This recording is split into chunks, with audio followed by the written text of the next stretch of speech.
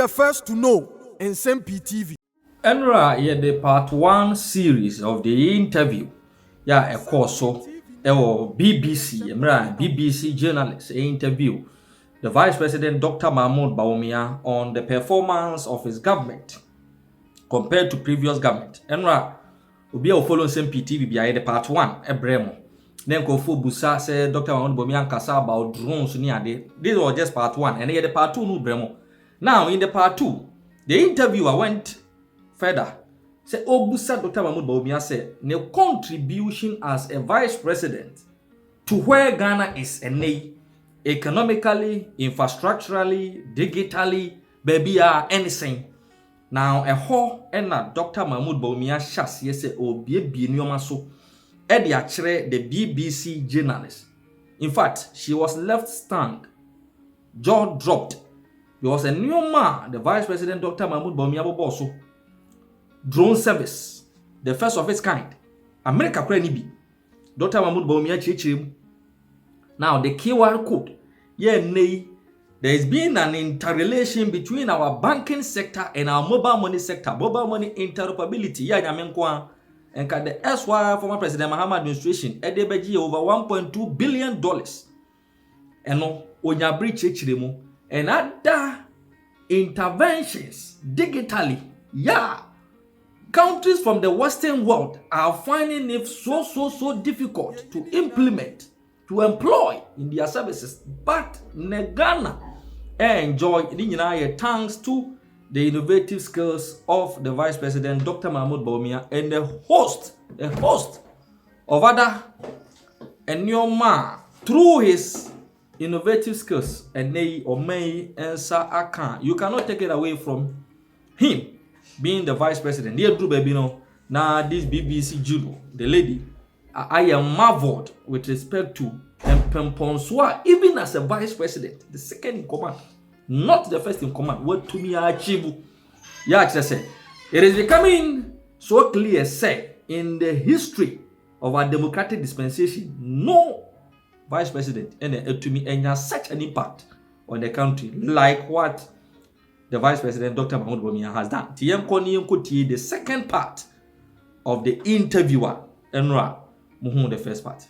Akufo-Addo's vision is to modernize this economy, to formalize this economy, and digitalization gives us that vehicle to allow for the formalization and modernization of our economy.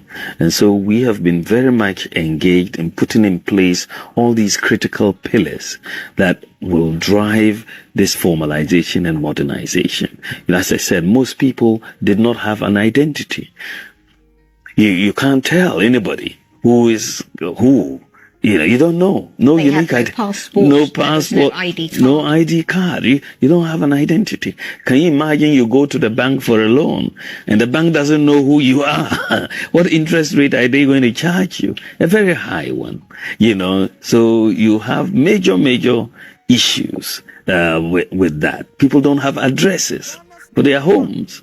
The bank will not know where to find you if you don't pay. So there were so many things. People don't have tax identification numbers because you don't even know who is who to even know if they can pay tax or not. So we basically said no. Let's put in place a framework that will allow the digitization of the economy to solve these problems and also to provide an efficient delivery of government services, especially to the poor.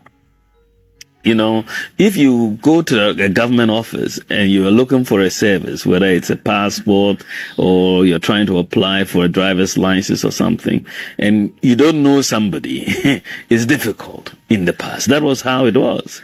They go to the port and so on. So we wanted to put in place systems that it doesn't depend on who you know. So this is why we gone gotten the national ID system moving.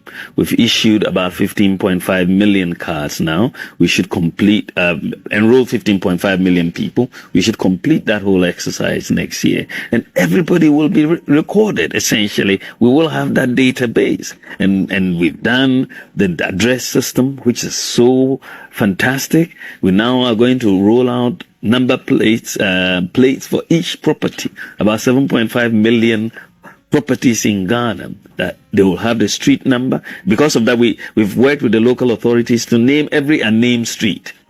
So they've all agreed to the names that have been proposed, and then you'll have the house number, the name of the street, and the digital address. That code, every home in Ghana will have it. The Land Use and Spatial Planning Authority will be responsible for that. And any new home that comes, it's the Land Use and Spatial Planning Authority that will come and give you the plate for your house. We've been in discussions with Google for quite a few months now. They've been very tough, but I think that they finally agreed that once we complete our addressing system, which we will do in the next few months, they will upload them into Google Maps for us. We hope that happens. And that will really be good for us to find everybody, the unique address for every home and on all of that. We've done mobile money interoperability, the first of its kind. What we've done, no other country has done in the world. No other country, where we had put in the interoperability between mobile wallets and the bank accounts. It's amazing. But Ghana has been able to do it, and we're very, very proud. Without question, the transformatory potential of all these investments that are being made is great. And you have, the President, Nana Akufo-Addo, has been an ardent advocate for it, as have you. Would you like to be seen, a bit like your father, as a voice of the North, a representative of the North? Well, I think I was born in the North. I'm a very proud person from the North, very proud Northerner. I'm also born in Ghana. I am a person for Ghana, right? And the North is part of Ghana. I share, when I see poverty, it's not only in the North. I see poverty across the country. When I share my passion for development, my passion for economics is really all about development. Why I wanted to get into economics was to see how I could help my country in terms of development. Why are people poor? Why can't we create jobs? Why can't we create factories? What is keeping us behind? Those were the questions that exercised my mind as I studied economics, and why I went into the economics of development and came back to the country. So my whole focus is on the country as a whole. Wherever there are pockets of inequality, or inequity, we will address them, whether they are in the North, whether they are in the South, whether they are in the West, or whether they are in the East. Of course, in our father's generation, it was a very clear issue at the time of independence. The North was clearly way behind, and they formed the Northern People's Party as a vehicle to advocate for the development of the North. And some of the ideas that we picked up later on the Northern Development Authority and so on were their ideas, right, from those days. And so we're trying to build a country that is a united country across North, East, South, and West, and make sure that we address inequities across the country. But inequities are everywhere, and we are trying to make sure that that happens. By the way, I think your father wrote our development plan, and some of these ideas, if you look at him, by the way, I think he's probably the best economist the country has ever produced. Yeah, it's true. and you're blushing there. Perhaps a discussion for another day. Another day, yes. But I mean, some of these ideas are not that original in that sense. No. So we had our mentors, people like J.H. Mensah, for all of us, we are students, shiny shoes and learn from under his feet, because his mind was it's astonishing. As an economist, I talked to him a lot, and he, to think of what he was writing in the 50s, was just incredible, Well, it perhaps gives the proof to the adage of there being nothing under the sun, but the difference being that other people may have spoken of the ideas, but they haven't done them. That's right. And this Akufo-Addo government is the one that is there beavering away to achieve some of them. Your list, of course, a major representative of northern interests, as the National Democratic Congress would like to put it, is John Mahama. Right. Mahama are your major opponent in this election coming up in December. Now, he and other members of the NDC have spoken comprehensively about what they see as a rescue mission on which they are to save the people of Ghana from the assault on it by the NPP government. How do you interpret that approach, and what is your response to it? Well, it's one of those terms that has been used that I find rather interesting, because they're talking about wanting to come for a rescue mission. Meanwhile, God rescued us from them in 2020, because the nature of the mismanagement that was taking place in the 8 years of the NDC government, and especially by 2014, they needed to go to be rescued. This economy had to be rescued by the IMF. They had to go for a rescue. That was the real rescue mission, and is the price of mismanagement of this economy. And so they went for a rescue mission, and they were not even able to stay the course of the IMF program. They went off track, so that rescue mission by the IMF didn't quite work, because they were not following the terms of the agreement. Of course, the real rescue that happened by the grace of God with the election of Nana Addo Dankwa Akufo-Addo. And with that election, we came into office. And again, all the things that were going wrong, we have tried to right them, and we have very much put everything back on course. We've brought macroeconomic stability. We have, restored teacher training allowances, nursing training allowances. We've brought in new initiatives like Planting for Food and Jobs, One District, One Factory transformation that is taking place in this. So we have really rescued this country and this economy from the mismanagement of John Mahama. Now you don't understand what they mean by coming to rescue. Maybe we've rescued the country already, and we are now building upon that. And so they are, unless maybe they are not well informed.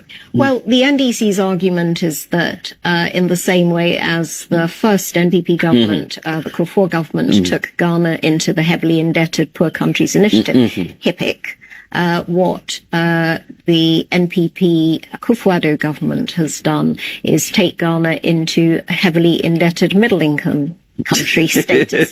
So from HIPIC to HIMIC, it's I think, the slogan.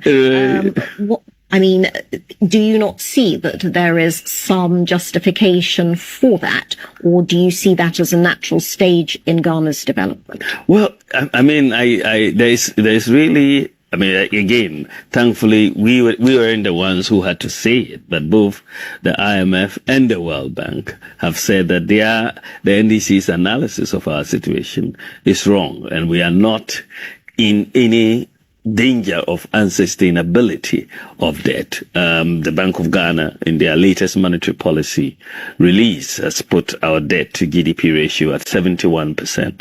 And that is where it is. But we know why it is there. 4% of that 71% is because of the financial sector rescue of 21 billion. Another 2% is because of these power purchase agreements that they were signing with power producers, where we've had to pay 12 billion Ghana cedis for power that we haven't consumed. 12 billion Ghana cedis. We had to pay arrears of about 11 billion that they left us. So we understand. And of course, with COVID coming in, we've had to spend a bit more to protect the lives of our people. And we make no apologies for that. The most important thing in this discussion, which they lose sight of, is look at the fundamentals of the economy. Look at what is happening to inflation. It's declining. Look at what is happening to interest rates. They are declining. Look at what is happening to the exchange rates. It's stable. We've had the most stable exchange rate for the first term of any government since 1992. Most stable exchange rate regime. And secondly, the exchange rate depreciation of 2020 is the lowest since 1992, in 28 years.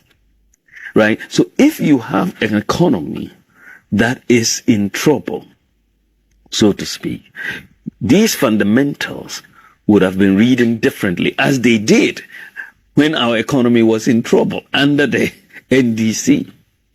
Right? In fact, the exchange rate under the NDC was depreciating 2.5 times faster. 250% times faster than it is under the MPP. So, they are, you cannot just look at one statistic and say, oh, debt to GDP ratio has gone to 71%. Your economic analysis will be weak, will be extremely weak. Japan has a debt to GDP ratio of 237%. Singapore has a debt to GDP ratio of 126%. Right? But you are not calling any of those countries HIMIC, right? Or whatever, right? But it's about how for example, if you look at our debt profile, we have elongated the debt profile. We have gone on to the longer end of the market. We've issued bonds as long as 41 years. For the first time in our history, the market has had that confidence to allow us to issue debt of that length, and so on. So we are managing our economy well, and both the World Bank and IMF have said that. Of course, we always have to be cognizant of our debt situation as we go forward to make sure that we come back onto the path of fiscal consolidation that we started on. And I believe that we will do just that. We will do just that. So the product of, if you like, your objection to the NDC's emphasis on a rescue mission is not to do with a personal problem that you have with John Mahama. Well, I don't have a personal problem with John Mahama. John Mahama is a good friend of mine. We grew up together. Of course, he's older than me, but our fathers were very, very good friends. Very, very good friends. They were colleagues and contemporaries. They're very good. Our families grew up quite close to each other. We don't have a personal problem at all. As a person, I like him. I don't have an issue with him. But we are in a world of competitive politics and competitive ideas. And I enjoy a good debate. Whether it's with my brother or my sister, if we come to debate, we will debate. But there's nothing personal. But if he brings a bad policy, I will call him out on it. And if I bring a bad policy, I'm sure he will call me out on it. But that doesn't mean there's personal animosity. No.